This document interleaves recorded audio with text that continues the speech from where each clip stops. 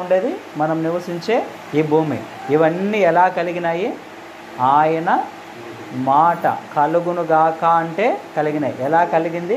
సూర్యుడు కలుగును గాక అంటే సూర్యుడు కలిగింది. చుక్కలు కలుగును గాక అంటే చుక్కలు కలిగినాయి. సమస్తము కలిగినాయి. భూమి లోపల నుంచి జంతువులు పుట్టును గాక అన్నాడు, జంతువులు కలిగినాయి. పశుపక్షులాదలు అన్నీ కలుగును గాక అంటే కలిగాయి. అన్ని నోటి మాటలను బట్టి కలిగాయి. కానీ మనిషిని మాత్రం బొమ్మగా చేతితో కింద కూర్చొని బొమ్మగా చేసినట్టు ఆయన చూసుకొని తయారు చేశాడు బొమ్మ. మనుషుల్ని మనము దేవుని పోలిక, మనము దేవుని పోలిక, తను చూసుకుంటూ బొమ్మగా తయారు చేసుకున్నాడు దేవుడు మనల్ని. అయితే నోటి మాటలు ఎంతటి శక్తి కలిగినటువంటి, సూర్యుడు ఎప్పటి నుంచో ఉన్నాడు, ఆయనను మనం చూడలేం.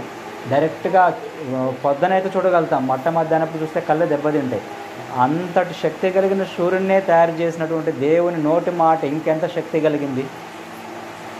దేవుని నోటి మాట ఇంకెంత శక్తి కలిగిందని మనం ఆలోచన చేసుకున్నప్పుడు యేసయ్య మాటలు చాలా బలమైనటువంటి మాటలు. అవి ఒకప్పుడు ఒక కుష్ఠరోగి యేసుప్రభు దగ్గరకు వచ్చి నిలబడి, నీకు ఇష్టమైతే నన్ను శుద్ధిని చేయమన్నాడు.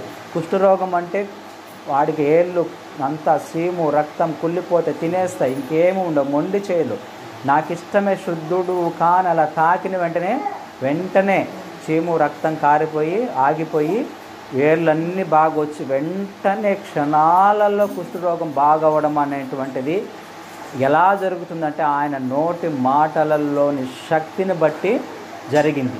అర్థమవుతుందా? ఒక ఊరిలోకి యేసుప్రభు నడుచుకుంటూ పోతాడు. ఒక్కగానొక కొడుకు చనిపోతాడు. పాడి మీద మోసుకొని ఎత్తుకొని పోతూ ఉంటే ఆ పాడిని అలాగే ముడతాడు. ఆమె ఏడుపు చూసి పాడిని అలాగే ముట్టి, చిన్నవాడ లేయి అని అంటాడు. చనిపోయిన వాడిని లేపి బ్రతికిస్తాడు. ఎట్లా అంటాడు? లేయి అని అంటాడు. అంతే. లాజరు చనిపోయి ఎన్ని రోజులు సమాధిలో ఉంటాడు? 3 రోజులు. లాజరు బయటికి రా మాట, యేసయ్య మాట చెబితే 3 రోజులు చనిపోయిన వ్యక్తి కూడా బయటకు వస్తాడు. అర్థమవుతుందా? మన దేవుడి మాటలు ఎలాంటివంటే ఆయన నోరు తెరిచి పలికితే అద్భుతాలు జరుగుతాయి. నిన్న నేడు రేపు ఆయన ఏకరీతిగా ఉండే దేవుడు. యేసు ప్రభు ఇప్పుడు సమాధిలో లేడు, ఇప్పుడు శరీర రూపంలో సమాధిలో నుంచి బ్రతికి లేచి తిరిగాడుతున్న దేవుడు. కాబట్టి నిన్న చేసిన కార్యాలు, ఈ బైబిల్ రోజుల్లో చేసిన కార్యాలు ఈ రోజు చేస్తాడు, రేపు చేస్తాడు. అయితే ఎందుకు మన రోజుల్లో కార్యాలు జరగడం లేదు అని అంటే, కపర్నహూము అనేటువంటి ఒక పట్టణానికి యేసుప్రభు వెళ్ళి కార్యాలు చేస్తూ ఉండేవాడు. అయితే వాళ్ళ అవిశ్వాసాన్ని బట్టి ఒక్క కార్యము ఆ పట్టణంలో చేయలేదని మనకు సువార్తల్లో ఒక దగ్గర ఉంటుంది. అంటే యేసుప్రభు పని చేయాలనంటే మన యొక్క విశ్వాసం అనేది దేవునికి జత చేయబడాలి. మనలో విశ్వాసం ఉంటే కార్యాలు యేసుప్రభు చేయగలుగుతాడు. మనలో విశ్వాసం లేకుండా అంటే దేవుడు ఏమీ చేయలేడు. బైబిల్ గ్రంథం అది చెప్తుంది. దేవుని యొద్దకు వచ్చేవాడు ఆయన ఉన్నాడనియు, తను వెదకు వారికి ఫలం ఇచ్చేవాడనియు నమ్మాలని రాయబడింది. అర్థమవుతుందా? నేను ఇప్పుడు ఇంతకుముందు వచ్చాడు నా భర్త, నేను దేవుని దగ్గరికి వెళ్తాను, అది నమ్మకం. ఆ నమ్మకాన్ని బట్టే జరుగుతుంది. అర్థమవుతుందా? అది ఆ నమ్మకం అంటే విశ్వాసం అది నాకు అది జరగాలని మనం పట్టుబట్టి అడిగినప్పుడు అది జరుగుతుంది. అర్థమవుతుందా? ఎందుకు మన సమస్యలు ఇంకా మనకు తొలగిపోవడం లేదు, మనం ప్రార్థన చేస్తున్నా అది ఇంకా మనకు ఎందుకు అందడం లేదు అని అంటే, మనకు ఇంకా విశ్వాసం తక్కువగా ఉంది.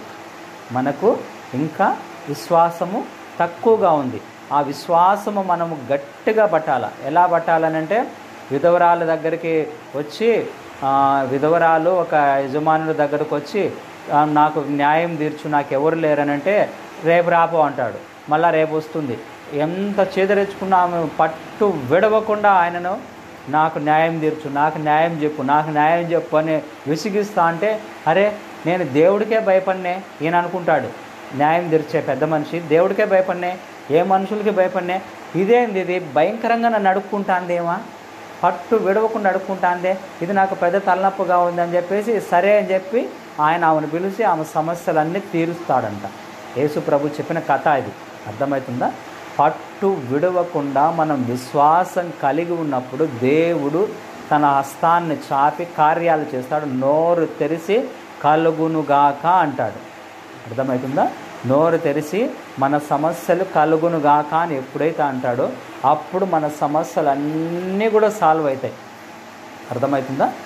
ఇంకా ఆయన నోటి మాటలు ఎలాంటివి అని అంటే బైబిల్ గ్రంథం ఏం చెప్తుందని అంటే ఆయన మాట్లాడినట్టు ఎప్పుడు ఎవ్వరూ మాట్లాడలేదంట.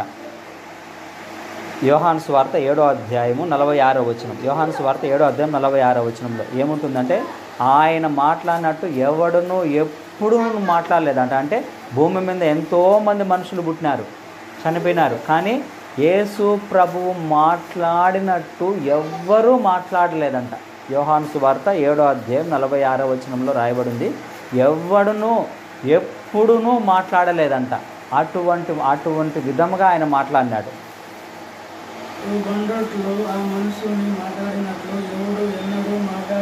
ఆ మనుష్యుడు మాట్లాడినట్టు ఎవ్వడూ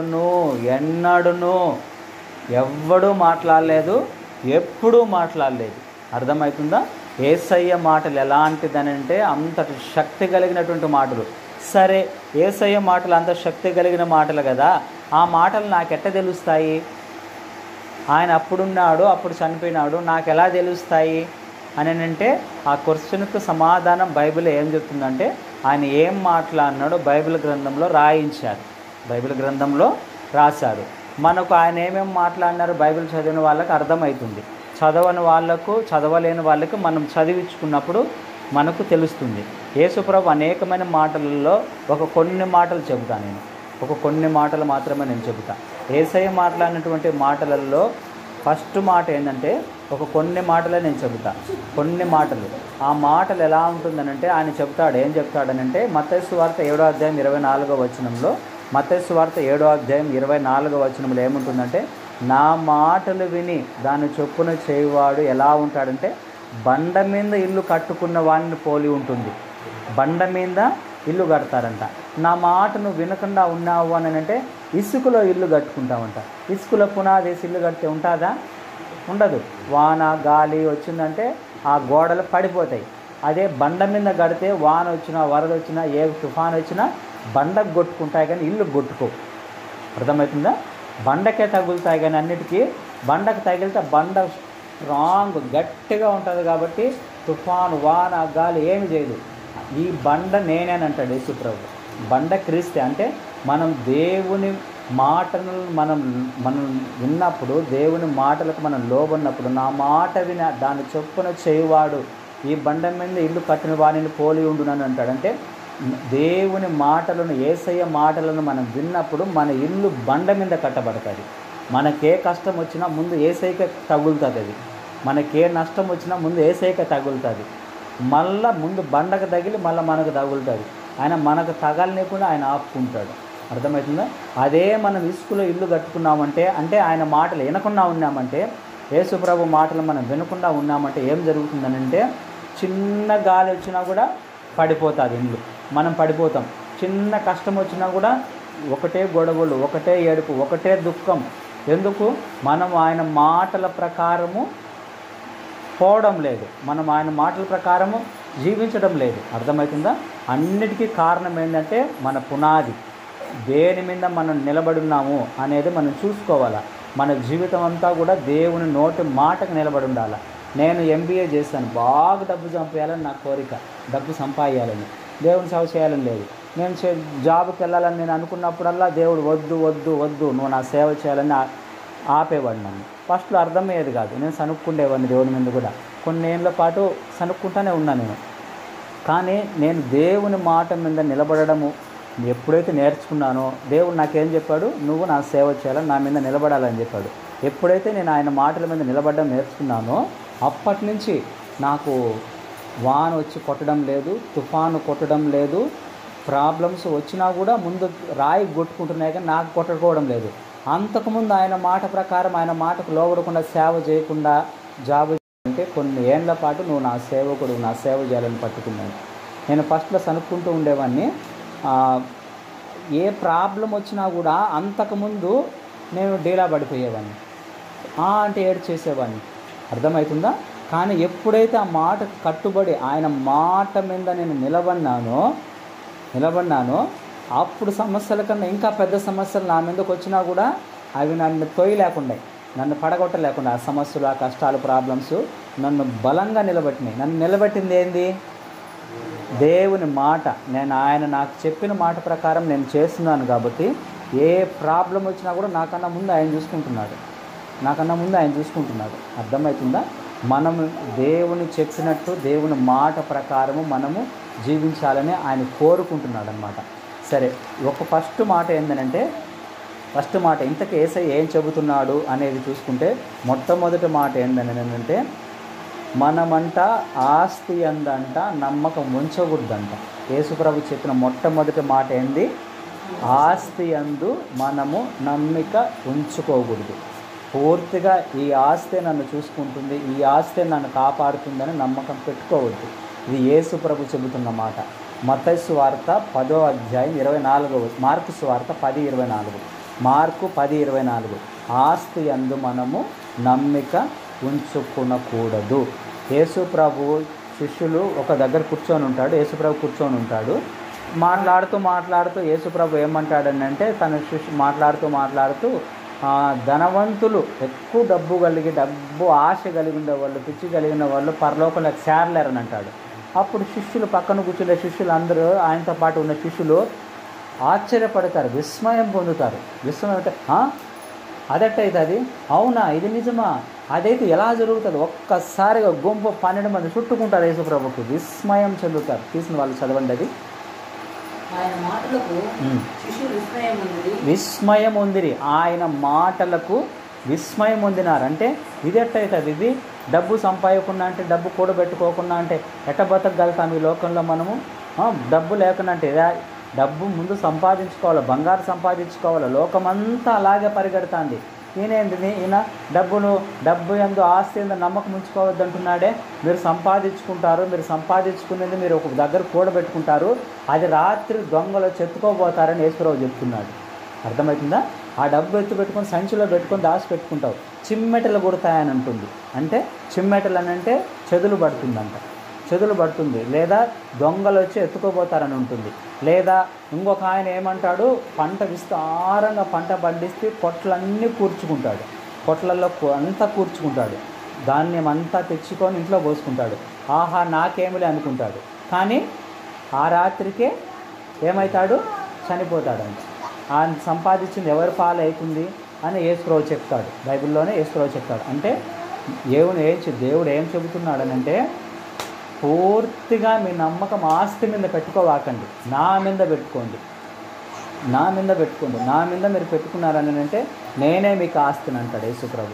నేనే నీ బంగారాన్ని, నేనే నీ డబ్బును, నేనే నీ ఆస్తిని, నేనే నీకు సమస్తము నేనే. మీరు పూర్తిగా డబ్బుల వెంట పరిగెట్టద్దు. మీరు దేవుని చిత్త ప్రకారం చేస్తే మీకు ఏమేమి అవసరమో అవన్నీ మీకు అనుగ్రహించబడును. నీకు డబ్బు అవసరమని దేవుడికి తెలుసు, నీకు ఎంత అవసరమో దేవుడికి తెలుసు, ఎప్పుడు ఏది అవసరం దేవుడికి తెలుసు. నువ్వు గట్టిగా దేవుడిని పట్టుకోవాలా. దేవుని తప్ప మనం ఆస్తిని అధికముగా మనం ప్రేమించకూడదు. 1 తెస్సలోనికి రాసిన పత్రిక 2వ అధ్యాయం 5వ వచనం. 1 తెస్సలోనికి రాసిన పత్రిక 2వ అధ్యాయం 5వ వచనం. అందులో ఏముంటుందని అంటే, ధనాపేక్షను కప్పు పెట్టేటువంటి వేషము మేము వెయ్యము, అటువంటి బోధ మేము చెయ్యమని పౌలు చెప్తాడు. అంటే ధనాపేక్ష గురించి, డబ్బులు ఎక్కువ సంపాదించండి, మేము కూడా సంపాదిస్తున్నాము, మీరు సంపాదించండి, డబ్బే మనకు శాశ్వతం అనే మాటలు నేను చెప్పను, అటువంటి వేషాలు నేను వేయనని అంటాడు పౌలు. నేను చదువు అది 1 తెస్సలోనికి రాసిన పత్రిక 2వ అధ్యాయం 5వ వచనం. నేను ఎదిగినట్లు మేము ఇచ్చకపు మాటలైనను ధనాపేక్షను కప్పిపెట్టి వేషమునైనను, ధనాపేక్షను కప్పిపెట్టే వేషమైనను, ధనాపేక్షను మళ్ళా చదువుది, ధనాపేక్షను కప్పిపెట్టు వేషమునైనను ఎన్నడూ వినియోగింపలేదు. ధనాపేక్షను కప్పిపెట్టే వేషం అంటే అర్థం ఏంది? ధనాపేక్షను కప్పిపెట్టే వేషం అంటే అర్థం ఏంటంటే, అటువంటి బోధ మేము చేయలేదంటాడు పూర్తిగా. అంటే అర్థం ఏంటంటే, దాని క్లియర్గా లిటరల్గా దాని అర్థం ఏంటంటే, చెప్పేది ఒకటి చేసేది ఒకటి. మనం డబ్బు ఎందు ఆశ పెట్టకూడదు అని చెప్తారు మైక్లో, కానీ మైక్ పక్కన పెట్టుకొని పాస్టర్లు డబ్బు వెనుకలు పరిగెత్తారు. అటువంటి వేషాలు మేము వేయలేదని బైబిల్ చెప్తుంది. అర్థమవుతుందా? మనము కూడా ఏం చేయాలని అంటే, మనం డబ్బులు వెంట పరుగులు ఎత్తకూడదు. అర్థమవుతుందా? దేవుణ్ణి గట్టిగా పట్టుకున్నారంటే దేవుడే మీకు డబ్బులు మీ కాళ్ళ దగ్గరికి తీసుకొని వచ్చి పెడతాడు. ఇది యేసయ్య మాట. అర్థమవుతుందా? దేవుడే మనకు డబ్బులు తీసుకొని వచ్చి మన కాళ్ళ దగ్గర పెడతాడు.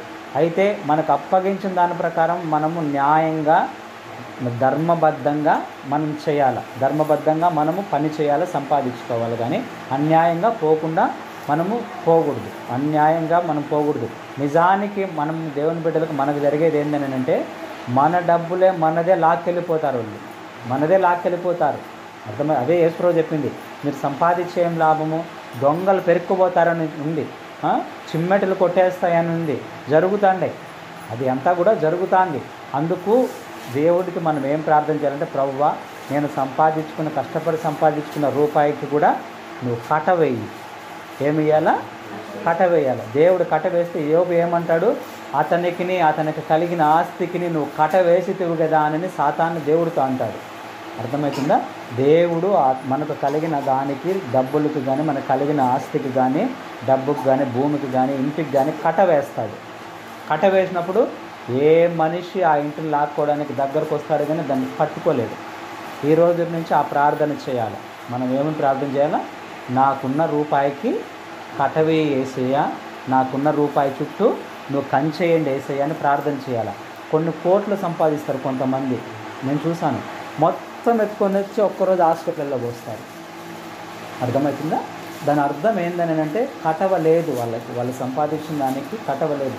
నా ఆస్తికి నేను సంపాదించిన దానికి కటవేయండి యేసు ప్రభువుని మనం ప్రార్థన చేయాలి. కటవేయమని ప్రార్థన చేస్తే ఆయన ప్రార్థన విని మన సంపాదించిన రూపాయికి కటవేస్తాడు. కటవేసినప్పుడు అప్పుడు పోదు. పోయినప్పుడు సంపాదిస్తున్నావు, డబ్బులు తీసేస్తే దానికి ఆ సంచికి బొరకబడిపోతానే ఉందని అన్నాడు. ఎవరో నా పక్కన ఉన్నారు. నేను ఇద్దరం నిలబడి నెత్తిని చేయబెట్టి, నువ్వు సంపాదిస్తున్నావు కానీ ఆ డబ్బులు సంచిలో వేస్తున్నావు కానీ దానికి బొరకబడి పోతుంది. ఆ సంచికి బొరకబడింది, అటేస్తున్నావు డబ్బులు, అటు వెళ్ళిపోతాను అని ఎవరో చెప్పింది ఆమె. నేను నిలబడుకున్నా పక్కన క్లియర్గా చెప్పింది. అదే వాళ్ళకి జరుగుతుంది కూడా. అందుకు ఆ చిల్లు అనేది పడకుండా దేవుడు కాపాడుతాడు. మనం ప్రార్థన చేస్తున్నప్పుడు మన ప్రభువా నాకు అంచె వేయండి, నేను అన్యాయంగా పోను అనేటువంటిది మనం వేసుకున్నప్పుడు, ఆ ప్రార్థన మనం చేసినప్పుడు దేవుడు మనల్ని తాకి మన డబ్బులు ఇంకటి నుంచి పోనివ్వడు. ఇంకటి నుంచి ఒక్క రూపాయి కూడా మన డబ్బును పోనివ్వడు. యోబుకి ఏం జరిగింది? ఒక్కసారిగా ఎనుములు పోయినాయి, ఎద్దులు పోయినాయి, 700 ఒంటెలు పోయినాయి, 700 గాడిదలు పోయినాయి, అంత ఆస్తి పోయింది ఆయనకి. కానీ ఒకానొక టైం వచ్చింది, తిరిగి అతనికి పోగొట్టుకున్న ఆస్తి అంతా తిరిగి ఆయనకు వచ్చిందా రాలేదా? తిరిగి ఆయనకు పోగొట్టుకున్నది అంతా తిరిగి ఇచ్చాడు. దేవుడు కూడా మనది ఏదైనా పోతే మనం దేవుని బిడ్డలం కాబట్టి తిరిగి అంతటికి తీసుకొని వచ్చి జత చేస్తాడు. ఇది దేవుని మాట, మీరు గుర్తుపెట్టుకోండి. మనమైతే ఆస్తి అందు నమ్మకం ఉంచకూడదు. ఇది యేసు ప్రభు చెప్పినటువంటి మాట. ఎందుకంటే లోకమంతా డబ్బులు వెనక పరిగెడుతుంది. మీకు తెలుసో లేదో, లోకమంతా డబ్బులు వెనక పరిగెడుతుంది. మనం దేవుని బిడ్డలం. మనం దేవుని వెనక పరిగెత్తడం నేర్చుకుంటే మన అర్థమవుతుందా? నేను చెప్తున్న మాట దేవుని మాట, యేసయ్య మాట. మనము యేసును ప్రభువును మనం గట్టిగా పట్టుకున్నామనంటే దేవుడు మనల్ని కోటీశ్వర్లుగా చేస్తాడు. అర్థమవుతుందా? మనల్ని కోటీశ్వర్లుగా చేస్తాడు. గుర్తుపెట్టుకోండి. దేవునిని గట్టిగా మనం పట్టుకోవాలా. దేవుడు ఏం చెప్తున్నాడు? యేసుప్రభు ఏం చెప్తున్నాడు అంటే, నా బిడ్డ మీరు డబ్బులంట పరిగెట్టద్దు, నా వెంట పరిగెట్టండి, నన్ను గట్టిగా పట్టుకోండి. మీరు నన్ను గట్టిగా పట్టుకుంటే నేను మిమ్మల్ని ఆశీర్వదిస్తాను. నా మాట వింటే వాళ్ళని ఆస్తికి కర్తలుగా చేస్తానని మనకు రాయబడింది. అర్థమవుతుందా? దేవుని మాటలను మనము వినాల్సినటువంటి వారమై మనం ఉంటున్నామన్నమాట. ఇదే మాటలు ఒకసారి యేసుప్రభు చెబుతూ ఉన్నప్పుడు లూకాసు వార్త 16:14 ఏముంటుందంటే, యేసు ప్రభుని ఎగతాళి చేస్తారు. డబ్బు గురించి మీరు ఆశ పెట్టుకోవాకండి అని అంటూ ఉన్నప్పుడు ఆయన పక్కనుండే వేరే వాళ్ళు, శిష్యులు కాదు, పక్కనుండే వాళ్ళు ఎగతాళి చేస్తారు, నవ్వుతారు. ఇదేంటిది? డబ్బు లేకుండా ఎలా బతుకుతారు? డబ్బు లేకుండా ఈ రోజుల్లో ఎలా బతుకుతారు? నిన్న ట్రైన్లో కూర్చొని బాలాజీ నాతో మాట్లాడుతూ ఒక మాట అడిగాడు. నువ్వు ఎక్కడెక్కడికో పోతావు కదా, దూరం పోతావు కదా, డబ్బులు ఎలా చేస్తున్నావు అని ఒక మాట అడిగాడు.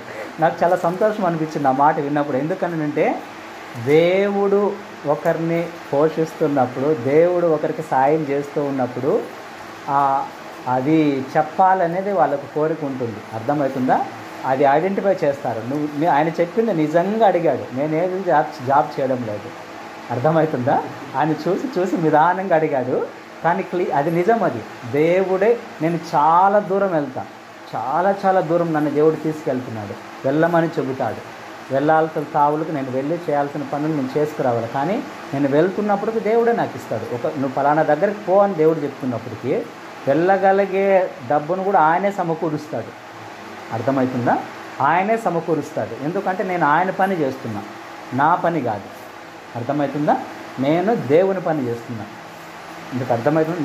నిన్న రాత్రి ట్రైన్లో వస్తూ నన్ను అడిగాడు. ఆయన అడిగిన దానికి నేను చెప్తున్న మాట ఏంటంటే, నేనేం చేయకపోయినప్పటికీ కూడా దేవుడు నన్ను పోషిస్తాడు, నన్ను పైకి లేపుతున్నాడు. ఈ మాటలు యేసుప్రభు చెబుతున్నప్పుడు వాళ్ళందరూ డబ్బు లేకుండా ఎలా బతుకుతారని ఎగతాళి చేసినారు. అది చదవండి, లూకాసు వార్త 16-14.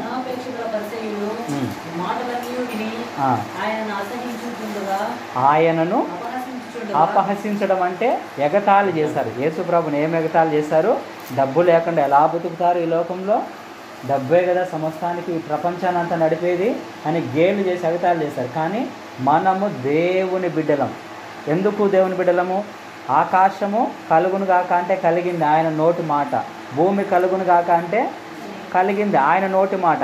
ఆయన్నే మనం నమ్ముకున్నప్పుడు ఆయన నోరు తెరిచి ఏది అడిగితే, ఏది చెబితే అది మనకు కలుగుతుంది. ఇంకా మనకేంది?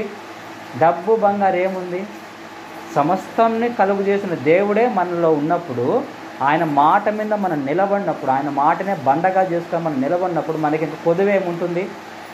ఏది కొదువు ఉండదు. కాబట్టి మనం ఏం చేయాలని అంటే ఆస్తిని నమ్ముకోకూడదు, యేసయ్య మాటను మనం నమ్మాలనేది మొదటి పాయింట్.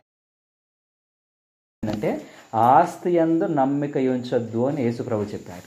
మనకు చెప్పింది ఆస్తి పట్ల మీరు నమ్మకం ఉంచుకోకండి. గువ్వలను చూడండి, ఆకాశంలో ఎగిరే పక్షులను చూడండి, వాటికి నేను ఇస్తున్నాను కదా, నేను మీకు ఇస్తాను. మీరు పొద్దున్నే లేచి 127 కీర్తన 2వ వచనంలో ఏముంది? మీరు పొద్దున్నే లేచి వేకుజామున లేచి కష్టార్జితం కోసం అంతా కష్టపడి అంతా చేసుకుంటున్నా కూడా ఏమి లాభం? వ్యర్థమే కదా. తన ప్రియులు నిద్రించుచుండగా ఆయన వారికి ఇచ్చుచున్నాడు. 127వ కీర్తన 2వ వచనంలో ఉంటుంది అది. అట్లా మనం చాలా లేఖనాలను మనం గమనించినాం. మీరు డబ్బు సంపాదించుకుంటే దొంగలు ఎత్తుకెళ్తారు, చిమ్మెటలు కుడతాయి, రకరకాలుగా చెప్పాడు. మీరు కూర్చుకోవాల్సింది, మీరు చేయాల్సింది ఏంటంటే నా నీతిని వెతకండి, దేవుని రాజ్యాన్ని కట్టండి అని చెప్పినాడు. నీతిని అంటే దేవునితో మనకున్న పర్సనల్ సంబంధం, పరిశుద్ధంగా మనం జీవించాలి, అది చేయండి. మళ్ళా నా రాజ్యాన్ని కట్టండి, కొత్త వ్యక్తులను ప్రార్థనకు నడిపించండి. ఈ 2 పనులు చేయండి. మీకు మీరు పరిశుద్ధంగా జీవించండి, నాతో కనెక్షన్ పెట్టుకోండి. ఇంకొకటి, నా దగ్గరికి ప్రజలను నడిపించండి, నా రాజ్యాన్ని కట్టండి. ఈ 2 పనులు మీరు చేసినట్లయితే మీకు ఏది అవసరమో అవి మీకు అనుగ్రహించబడతాయి. అర్థమవుతుందా? ఏది అవసరమో మీకు అనుగ్రహించబడుతుంది. నువ్వు ఎవరికన్నా ఒక వ్యక్తిని రేపు వారానికి ఎవరినన్నా ప్రార్థనకు తీసుకొని వచ్చినావు అని అంటే దేవుడు నీకేం అవసరమో అవన్నీ ఇస్తాడు. డబ్బులు కానీ నువ్వేం అడిగితే అది ఇస్తాడు. అది వాక్యం చెప్పేది. నువ్వు దేవునితో కరెక్ట్గా ఒక చిన్న అబద్ధం చెప్పకుండా ఉండాలి. అప్పుడు దేవుడు నీకు ఏం అవసరం, డబ్బులు కాబట్టి డబ్బులు, బట్టలు కాబట్టి బట్టలు, అవన్నీ మనం అడగక ముందు దేవుడు మనకి ఇస్తాడు. అయితే మనం ఏం చేయాలా? మనం దేవునితో పరిశుద్ధంగా జీవించి ఒక్కొక్కరిని దేవుని దగ్గరికి, చర్చికి నడిపించాలా. అర్థమవుతుందా? నా నీతిని, నా రాజ్యాన్ని మొదట వెతకండి. నీతి అంటే దేవునితో మనకున్న కనెక్షన్, రాజ్యం అంటే మెంబర్షిప్, ప్రజలను నడిపించడం దేవుని దగ్గరకు. అది చేయండి. ఇవన్నీ కావాలని, మీకు ఏమేం కావాలని, డబ్బు బంగారు ఏది కావాలని అవన్నీ నేను మీకు అనుగ్రహిస్తానని ప్రభువు చెప్తున్నాడు. స్వయంగా ప్రభువు చెప్పిన మాట. కాబట్టి మనం ఆస్తి యందు నమ్మిక ఉంచకూడదు అనేది యేసు ప్రభు చెప్పినటువంటి 2వ మాట ఏంటి అని అంటే, ఒక మాట చెప్తాడు ఆయన. ఏం చెప్తాడంటే లూకాసు వార్త 6వ అధ్యాయం 46వ వచనం. లూకాసు వార్త 6వ అధ్యాయం 46వ వచనంలో ఏముంటుందంటే, ప్రవ్వా ప్రవ్వా అని నన్ను పిలిచడం ఎందుకు? మీరు నా మాటలు వినకుండా ప్రవ్వా ప్రవ్వా అని నిత్యం నాకు ప్రార్థన చేసుకుంటూనే నా చుట్టూ నాకు భక్తులుగా ఉన్నట్టుగానే మీరు నటించడం దేనికి? నా మాటలు మీరు మొదట వినాలా. తీసిన వాళ్ళు చదవండి 6:46. నేను చెప్పు మాటల ప్రకారము మీరు చేయక ప్రభువా ప్రభువా అని నన్ను పిలుచుట ఎందుకు? నేను చెప్పిన మాటల ప్రకారం చేయక ప్రభువా అని పిలిచడం దేనికి? ఆయన ఏం చెప్పినాడు? 46 చదివావు కదా, ఇప్పుడు నువ్వు 45 చదువు.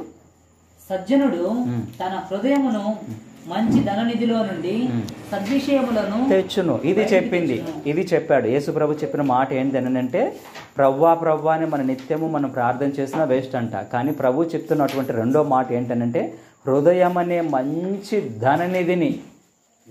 ధననిధిని కలిగి ఉండాలంట. ధననిధి అంటే అర్థం ఏంటంటే బీరువా లాంటిదే. బీరువా అంటే బీరువాలో మనం కొద్దిగా డబ్బులు పెట్టుకుంటాం అనుకోండి. కానీ నిధి దొరికిందని అంటే నిధి అంటే అర్థం ఏంటంటే ఒక గుహ, ఒక ఈ ఇల్లంతా వజ్రాలు డబ్బులు బంగారాలు అన్నీ దొరికిందనే నిధి అంటారు. అర్థమవుతుందా? అయితే యేసుప్రభు ఆ నిధిని దేనికి పేరు పెట్టాడు? మన హృదయానికి. సజ్జనుడంట మంచి ధననిధిలో, హృదయం అనే ధననిధిలో నుండి, హృదయం అనే మంచి ధననిధిలో నుండి మంచి విషయాలు బయటకు తీస్తాడంట. అంటే యేసుప్రభు చెప్తున్నటువంటి రెండో మాట ఏంటంటే మీ హృదయంలో మంచిటి పెట్టుకోండి. మీ హృదయంలో మంచిటి పెట్టుకోండి. ఏంటి మంచిటి? మనకేం చెప్తున్నారు? మార్కు సువార్త 7వ అధ్యాయము 21-22. మార్కు సువార్త 7వ అధ్యాయము 21-22లో ఏముంటుందంటే హృదయంలో నుంచి వచ్చేటి మనుషుల్ని అపవిత్రపరుస్తాయని చెప్పాడు యేసుప్రభు. హృదయంలో నుంచి వచ్చేటి అపవిత్రపరుస్తాయని చెప్పాడు. కానీ హృదయంలో నుంచి వచ్చే చెడ్డవే అక్కడ చెప్పాడు, కానీ మంచివి ఆ చాప్టర్లో చెప్పలేదు. మత్తయిలో కూడా చెప్పలేదు, లూకాలో చెప్పలేదు. కానీ నేను చెప్తాను చూడండి. మార్కు సువార్త 7వ అధ్యాయం 21 చదువు. లోపల నుండి అనగా మనుషుల హృదయంలో నుండి దురాలోచనలను, చాలు, దురాలోచనలు బయటకు వస్తాయంట. దురాలోచనలకు వ్యతిరేక పదం ఏంటి? మంచి ఆలోచనలు. అంటే మన హృదయంలో నుంచి ఏం రావాలి బయటికి? మంచి ఆలోచనలు. రెండో చదువు. జారత్వములను, జారత్వానికి వ్యతిరేక పదం ఏంటంటే, జారత్వం అంటే ఏంటంటే పెళ్లి కాక ముందు తప్పు చేయడం జారత్వం అంటారు. అంటే పరిశుద్ధత అనేది మన హృదయంలోంచి బయటికి రావాలా. మన హృదయం అనే ధననిధిలో ఆ ఒక్క వజ్రాన్ని పెట్టుకోవాలా. మంచి ఆలోచనలు అనే వజ్రాన్ని మనం హృదయంలో పెట్టుకోవాలా. పవిత్రత అనే హృదయాన్ని మన హృదయంలో పెట్టుకోవాలా. ఇంకా దొంగతనములు అనేటివి హృదయం లోపల నుంచి రాకూడదు. దొంగతనం లేకుండా ఇతరులకు మనం కలిగింది పంచి ఇవ్వాలా.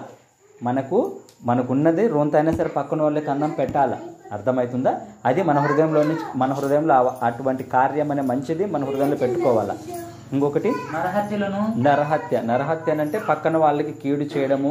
యేసుప్రభు ఏం చెప్పాడంటే మనం ఎదుటి వాళ్ళని దూషించినా కూడా అది నరహత్యతో సమానమని యేసుప్రభు చెప్పాడు. కాబట్టి దూషణను కూడా చేయకూడదు. మనం ఇతరుల నిమిత్తము మనమే బాధింపబడాలి, కానీ మనం ఇతరులను బాధ పెట్టకూడదు. అటువంటి మాటలను మనం హృదయంలో పెట్టుకోవాలా. ఇంకొకటి వ్యభిచారములు అంటే దానికి వ్యతిరేక పదం ఏంటంటే పరిశుద్ధత మన హృదయంలో మనం పెట్టుకోవాలా. ఇంకా లోభము అని అంటే అర్థం ఏంటంటే వన్ టైప్ ఆఫ్ డబ్బు సంపాదించే పిసినారితనంని లోభం అంటారు. లోభం అని అంటే డబ్బు ఎక్కువ ఖర్చు పెట్టరు, దానికి సంబంధించి లోభం అని అంటారు. అది అంటే ఇంట్లో వాళ్ళకు బాగా లేకున్నా వాళ్ళకు బాగా లేకున్నా ఎంతటికైనా సరే వాళ్ళు డబ్బులు ఖర్చు పెట్టుకోరు వాళ్ళు. అది కూడా లోభమే. అలాంటిది ఉండకూడదు మనకు.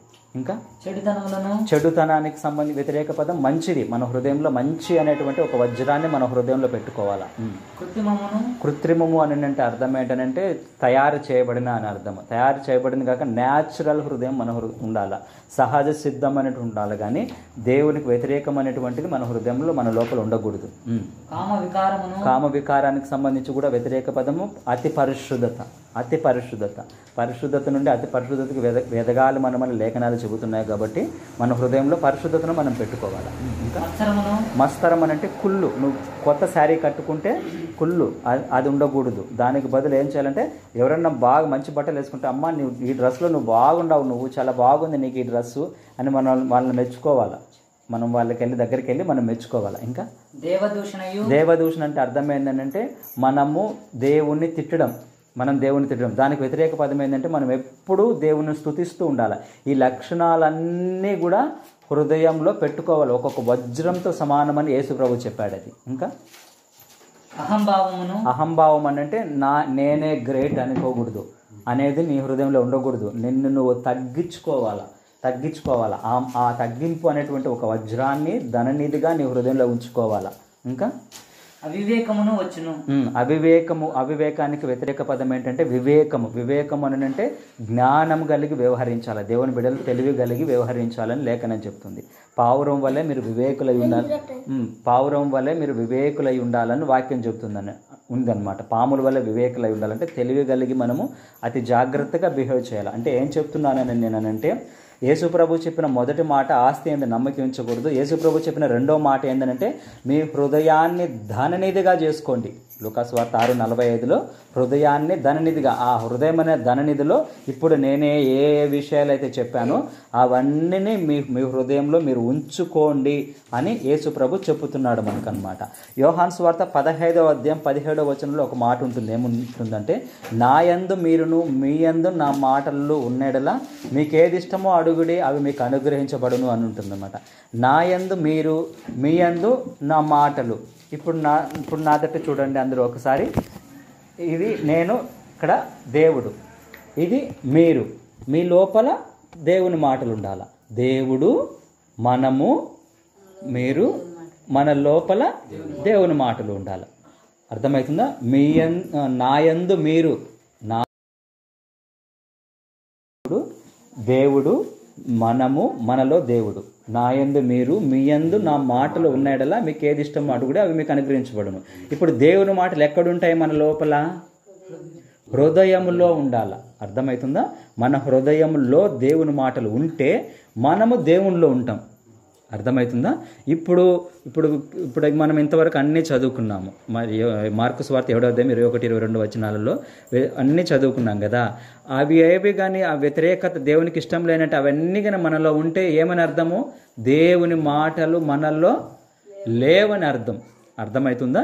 మనం అవివేకంగా ఉన్నా, మనము అపవిత్ర జీవితంలో ఉన్నా, మనము మస్తరం కలిగి ఉన్నా, పక్కన వాళ్ళు మంచి డ్రెస్ వేసుకున్నా చూడలేకపోయినా, వాటిలో ఏది ఉన్నా కూడా, దురాలోచనలు ఉన్నా కూడా దాని అర్థం ఏంటంటే దేవుని మాటలు మనలో లేవని అర్థం. అప్పుడు ఏమవుతుందంటే మనము దేవునిలో ఉండం.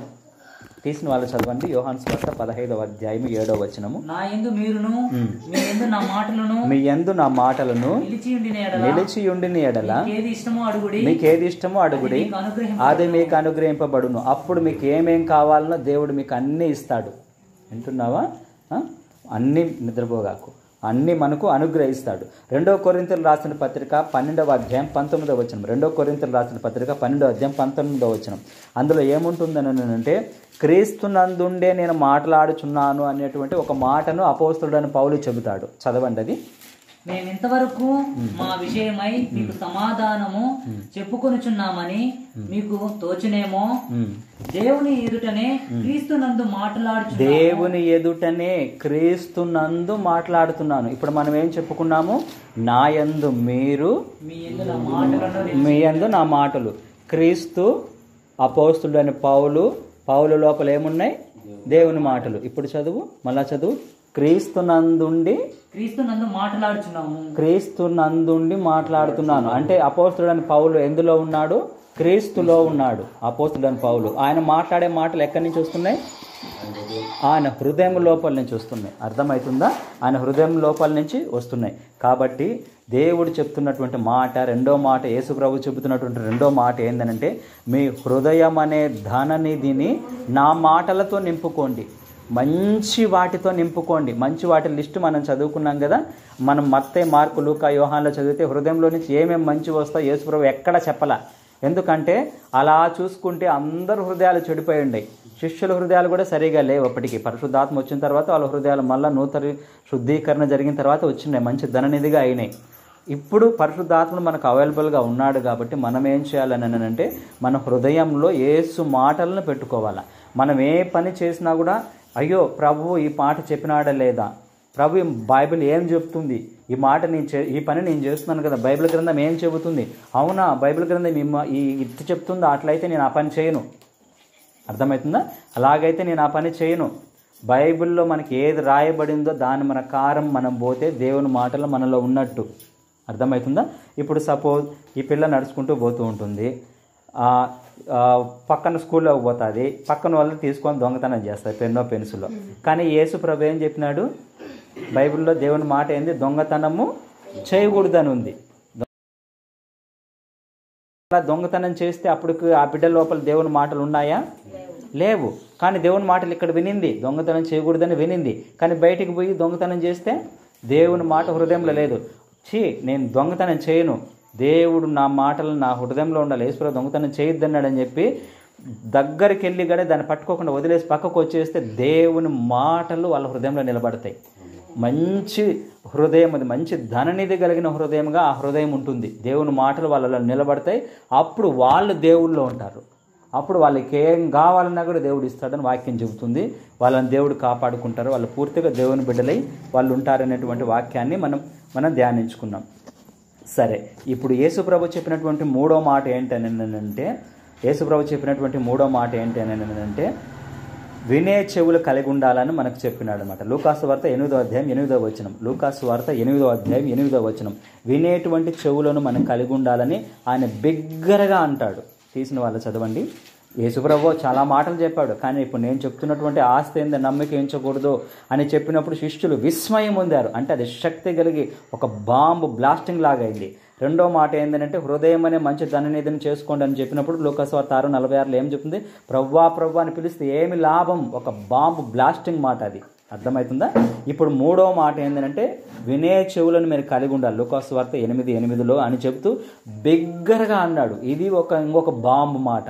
ఇవి నేను చెప్తున్నటువంటి జస్ట్ కామన్ వర్డ్స్ అయితే కావు, ఇవి చదవండి. అది మరికొన్ని మంచి నేలను పడెను, అవి మొలచి నూరంతులుగా ఫలించినను ఈ మాటలు పలుకుచు వినుటకు చెవులు గలవాడు వినుగాక అని బిగ్గరగా చెప్పాను. అర్థమవుతుందా?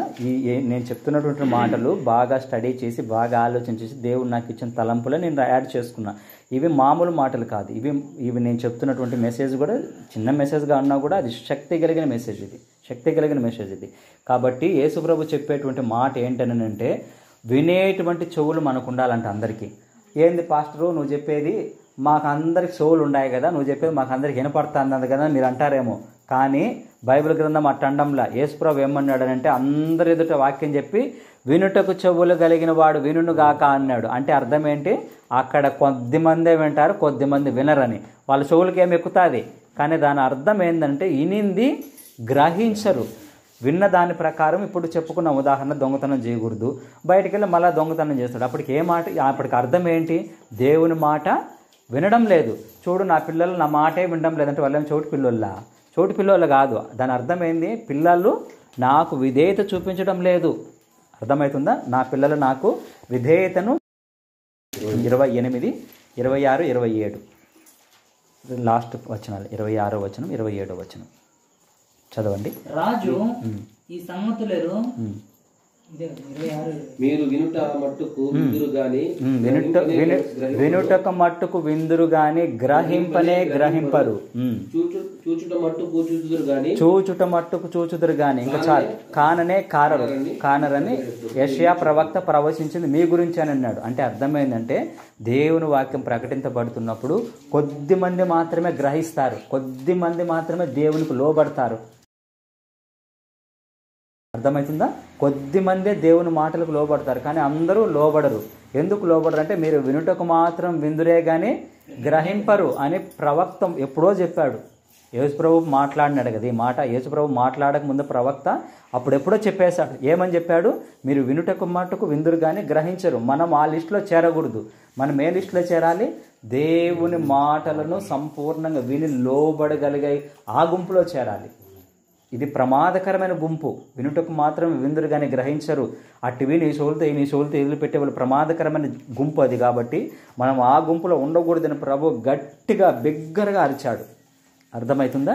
ఇంకొకటి ఏంటనంటే మనము 100 ఫలించాలంట. ఆ విత్తనాలు చల్లుతున్న ఆ వచనం అది లూకా 8:8 విత్తనాలు చల్లుతున్న కథ గురించి చెబుతూ ఒక చెట్టు మొలిసి 100కు 100 60 30 కాదు, మనం 100కు 100 మనం ఎదగాలని దేవుడైతే మనల్ని కోరుకుంటున్నాడు. మార్కు సువార్త 4వ అధ్యాయం 19వ వచనంలో ఏముంటుందంటే చదవండి. మార్కు సువార్త 4వ అధ్యాయం 19వ వచనం. మార్కు సువార్త 4వ అధ్యాయం 19వ వచనం. అక్కడ ఏముంటుందని ముండ్ల పొదలలో విత్తబడిన వారు వీరు వాక్యము విందురు గాని ఐహిక విచారములను ధనమోసమును మరి ఇతరమైన ఆపేక్షలను లోపల చొచ్చి వాక్యమును అణచివేయట వలన చాలు. అంటే ఇప్పుడు అర్థం ఏంటనంటే క్లియర్గా ఒక్కొక్కటి చదువు. ఇతరులను ముండ్ల పొదలలో విత్తబడిన వారు వీరు వాక్యము విందురు గాని ఐహిక విచారాలు అంటే లోక సంబంధమైనవి దేవుని వాక్యాన్ని మనలో ఉండకుండా తొక్కేసేస్తాయి, పడేసేస్తాయి. ఐహిక విచారాలంటే మనకు దైహిక విచారాలంటే ఏమి తిందుమా, ఏమి తాగుదామా, ఏం కట్టుకుందామా, ఏం ధరించుకుందామా, ఎట్లా బతుకుతామా అనే ఆలోచనలు ఉండకూడదు. దేవుని బిడ్డలను దేవుడు పోషిస్తాడు. నేను చెప్పింది గుర్తుపెట్టుకోండి. ఆకాశ పక్షులను దేవుడు పోషిస్తాడు. అర్థమవుతుందా? మనం దేవుని బిడ్డలను కాబట్టి మనం దేవుని నమ్ముకున్న తర్వాత దేవుడే మనల్ని కంప్లీట్గా టేక్ కేర్ తీసుకుంటాడు. మీరు భయపడద్దు దాని గురించి. అర్థమవుతుందా? ఐహిక విచారాల తర్వాత ధనమోసం, డబ్బు వల్ల మీరు ఎవరు మోసపోకూడదు. మరి ఇతరమైన ఆపేక్షలు అంటే ఇంక ఏదైనా సరే వాక్యానికి వ్యతిరేకంగా నిన్ను చేయడానికి ఆపేక్ష అంటే గాలం వేసి లాగుతుంది. అటువంటి ఏదిటికి మీరు చిక్కబడకూడదు. వాక్యాన్ని ఇవన్నీ అణిచివేస్తాయంట. కాబట్టి మనం విన్నటువంటి వాక్యాన్ని మన హృదయంలో 100% విత్తబడి మనం దేవుడు. ఓకే, 4వ మాట ఏంటనంటే యేసుప్రభు చెప్పినటువంటి 4వ మాట ఏంటనంటే లూకా సువార్త 9వ అధ్యాయం 44వ వచనం. ఆయన చెప్పిన మాట ఏంటనంటే యేసు ప్రభు నేను అప్పగింపబడతానని, సిలువ వేయబడతాననేటువంటి ఆ మాటను మీ చెవులలో నాటనీయుడి అని అంటాడు. మీ చెవులల్లో నాటనీయుడి. చెవులల్లో నాటనీయుడి అని అంటే అర్థం ఏంటనంటే, ఆ మాటకు అర్థం ఏంటనంటే నేను చెప్పేది గుర్తుపెట్టుకోండి అనల్లా. నాటనీయుడు అని అంటే గట్టిగా ఒక వృక్షంలాగా నాటబడాలని బిగ్గరగా చెప్తాడు ఆయన. లూకా సువార్త 9వ అధ్యాయం 44వ వచనం. ఆయన చేసిన కార్యములన్నిటినీ చూచి అందరూ ఆశ్చర్యపడుచుండగా ఆయన ఈ మాటలు మీ చెవులలో నాటనీయుడి అంటే పక్కకు ఎప్పుడు పోకూడదు. చెప్పు, చదువు. మనుష్య కుమారుడు మనుషుల చేతికి అప్పగింపబడబోచున్నాడు. చాలు. మనుష్య కుమారుడు మనుషుల చేతికి అప్పగింపబడుతున్నాడు అంటే యేసు ప్రభు సిలువ వేయబడుతున్నాడు. ఇది ఎప్పుడు మన చెవుల్లోనూ మన కన్నుల ఎదుట ఉండాలా. ఏముండాలా? యేసు ప్రభు చెప్పినటువంటి 4వ మాట ఏంటంటే నేను సిలువ వేయబడ్డాను అని చెప్పాడు. యేసు ప్రభు చెప్పింది ఏంటి? నేను సిలువ వేయబడ్డాను, నీ కోసం నేను నా ప్రాణం పెట్టాను. ఇది ఎప్పుడు మన చెవులలో నాటబడిపోవాలా. అర్థమవుతుందా? నేను మీకోసం సిలువ వేయబడ్డాను, మీ పాపాల కోసం సిలువ వేయబడ్డాను కాబట్టి మీరు పాపాలు చేయకూడదు ఇక. అర్థమవుతుందా? మీరు ఇక శాపాల చేతిలో చిక్కబడకూడదు ఇక. అర్థమవుతుందా? ఇక మీరు దయ్యాల చేతిలో మీరు బందీలుగా ఉండకూడదు ఇక. ఒకవేళ మన జబ్బుల చేత పాపాల చేత బాధపడుతూ మనం ఉన్నట్లయితే మనం నిదానంగా సిలువనే చూడాలా. దేన్ని చూడాలా? సిలువనే చూడాలా. నా కోసం ప్రభు సిలువలో చనిపోయాడు కాబట్టి నా పాపాలను ప్రభు క్షమించు, నా జబ్బును తీసివేసి, నా పిల్లలకున్న జబ్బులను తీసివేసి, నా జబ్బుల కోసం నువ్వు దెబ్బలు తిన్నావు కదా, ఎందుకు నేను నా బిడ్డల జబ్బుల చేత బాధపడాలా? నువ్వు సిలువ వేయబడ్డావు, తిరిగి నేను ఆ బరువు నేను ఎందుకు మోయాలా అని మనం సిలువనే చూడాలా. సిలువనే చూస్తూ మనం ఎప్పుడైతే సిలువనే చూసి ఇంకా నేను ఎందుకు మోయాలి ప్రభు, నా భారం అంతా మోసావు కదా, నాకు అక్కర్లేదని అదే మనం సిలువనే చూస్తూ ఆ ప్రార్థన చేయాలి దేవుణ్ణి. అర్థమవుతుందా? మనం సిలువనే చూస్తూ ఆ ప్రార్థన చేసినప్పుడు మనకున్నటువంటి జబ్బులు పోతాయి, మన సమస్యలు పోతాయి, మన పాపముల నుంచి మనం పూర్తిగా విడిపింపబడతాం, దురాత్మల నుంచి శాపాల నుంచి మనం విడిపింపబడతాం. ఈ మాట మన చెవులలో నాటబడాల. లూకా సువార్త 18:34. లూకా సువార్త 18:34 అందులో ఏముంటుందంటే గ్రహింపకుండునట్లు మరుగు చేయబడిన రాయబడి ఉంటుంది. యేసుప్రభుని ఇదిగో నన్ను యెరూషలేముకు పోతే నన్ను పట్టుకొని చంపేస్తారనంటే కానీ వాళ్ళు గ్రహించారంట. 18:34 చదవండి. ఈ మాటలలో ఒక్కటైనా గ్రహించలేదు. అంతకు ముందు పైన చదివితే అర్థమవుతుంది. అంటే సిలువ వేయబడతారని చెప్పిన దాంట్లో అని కూడా మెన్షన్ చేస్తాడు. అంటే వాళ్ళకి అర్థం కాదు. శిష్యులకు నేను చనిపోతానని చెప్పినా కూడా వాళ్ళకి అర్థం కాదు. అలాగన మనం ఉండకుండా యేసు సిలువను మనం ఎప్పుడు చూసినప్పుడు మనకు విజయం కలుగుతుంది. పాపాలపైన, దయ్యాలపైన, శాపాలపైన, రోగాలపైన మనకు విజయం ఎక్కడి నుంచి వస్తుందంటే సిలువలో నుంచి వస్తుంది. అర్థమవుతుందో? వర్షిప్ చక్కగా బాలాజీ చేశాడు, కరెక్ట్గా చెప్పాడు. యేసుప్రభు సిలువలో లేకుండా మనకు నరకం నుంచి విడిపించే నాదుడే లేడు. ఈ యేసుప్రభు చెప్పినటువంటి చివరి మాట 5వ మాట ఏంటంటే అపోస్తల కార్యాలు 1వ అధ్యాయం 9వ వచనం. అపోస్తల కార్యాలు 1వ అధ్యాయం 9వ వచనం. యేసుప్రభు చనిపోయి సిలువలో నుంచి సమాధిలో పెట్టి సమాధిలో నుంచి 3వ రోజు తిరిగి లేచి పరలోకంకి వెళ్తాడు. పరలోకంకి వెళ్ళే మూమెంట్లో చివరిగా ఒక మాట చెప్తాడు, శక్తి కలిగిన మాట. చదవండి అది. ఈ మాటలు చెప్పి ఏ మాట అది? 8వ వచనం చదువు. ఆయనను పరిశుద్ధాత్మ మీ మీదికి ఆయనను పరిశుద్ధాత్మ మీ మీదకు వచ్చినప్పుడు మీరు శక్తి నొందెదరు గనుక మీరు యెరూషలేములోను యూదయ సమరయ దేశముల యందంతటను భూదిగంతముల వరకును నాకు సాక్షులయుందురని వారితో చెప్పాను. అర్థమవుతుందా? యేసుప్రభు చెప్పిన చివరి మాట అపోస్తల కార్యాలు 1:8 ఏంది? ఆయనను పరిశుద్ధాత్మ మీ మీదకి వస్తుంది. ఆయన చెప్పిన మాట ఏందని అంటే పరిశుద్ధాత్మ శక్తిని, పరిశుద్ధాత్మ దేవుని మీరు పొందుకోవాలి. యేసుప్రభు చెప్పిన చివరి మాట ఏంది? పరిశుద్ధాత్మను మనము నింపబడాలి, పరిశుద్ధాత్మ చేత మనము నింపబడాలి. అర్థమవుతుందా? ఈ మాటను మనం ఎవ్వరము మిస్ చేసుకోకూడదు. అర్థమవుతుందా? ఈ మాటను మనం ఎవ్వరు వదిలిపెట్టకూడదు. పరిశుద్ధాత్మ శక్తి చేత మనము నింపబడి బలముగా దేవుని బిడ్డలముగా మనం పైపైకి ఎదిగే వారంగా మనం ఉండాలని దేవుడు కోరుకుంటున్నాడు. దేవుడి వాక్యాన్ని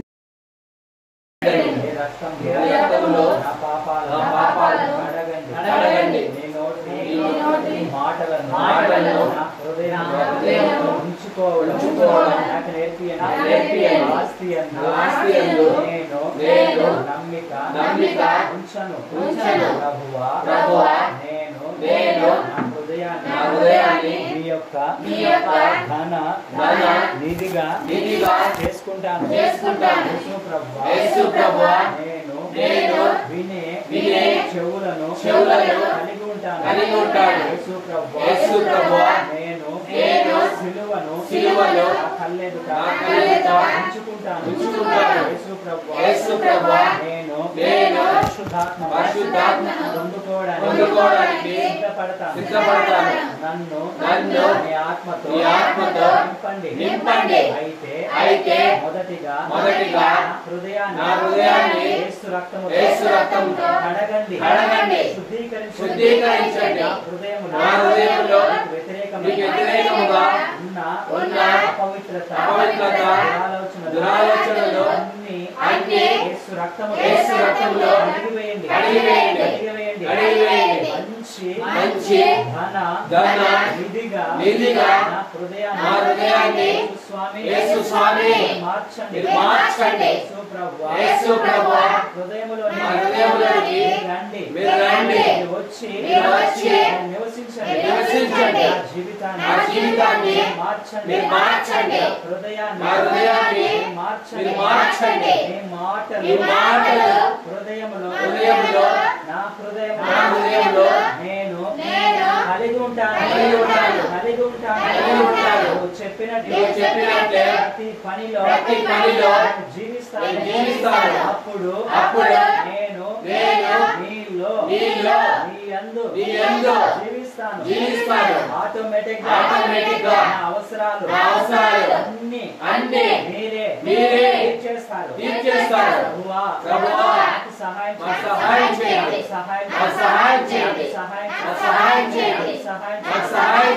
హృదయాన్ని మార్చండి.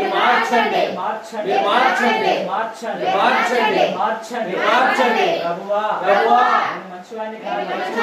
నా హృదయం మంచిది కాదు. హృదయములో నివసించదు.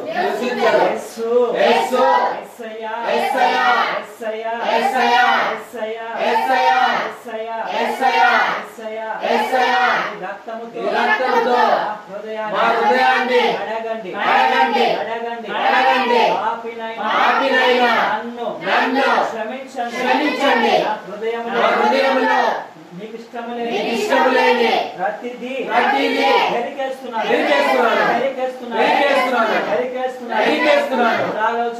ఆలోచనలు ఇష్టములేని ఆలోచన ఏది నాలో ఉండకూడదు.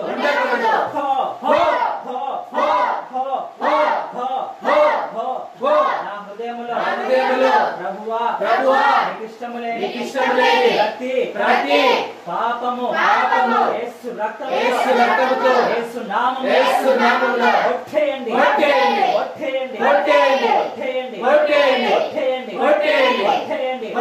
పరిశుద్ధాత్ముడా హృదయములో పని చేయడం ప్రారంభించండి.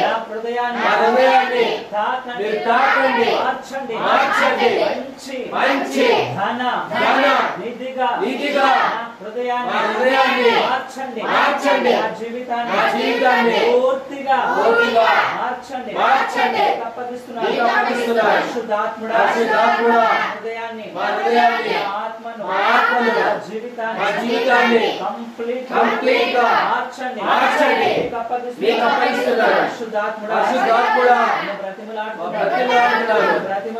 బ్రతిమలాడుతున్నాను. మీ అభిషేకములో నాకు అవసరము.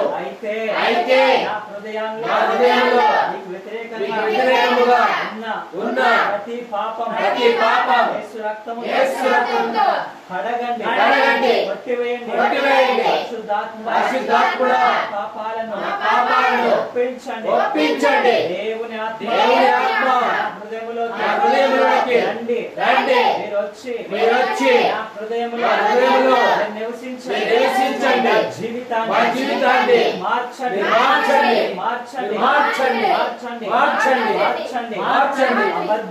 అబద్ధాలు చెప్పకుండా సహాయం చేయండి. ఎవరిని తిట్టకుండా సహాయం చేయండి. దేవుని ఆత్మ లోపల మీరు ఉండి నన్ను మార్చండి.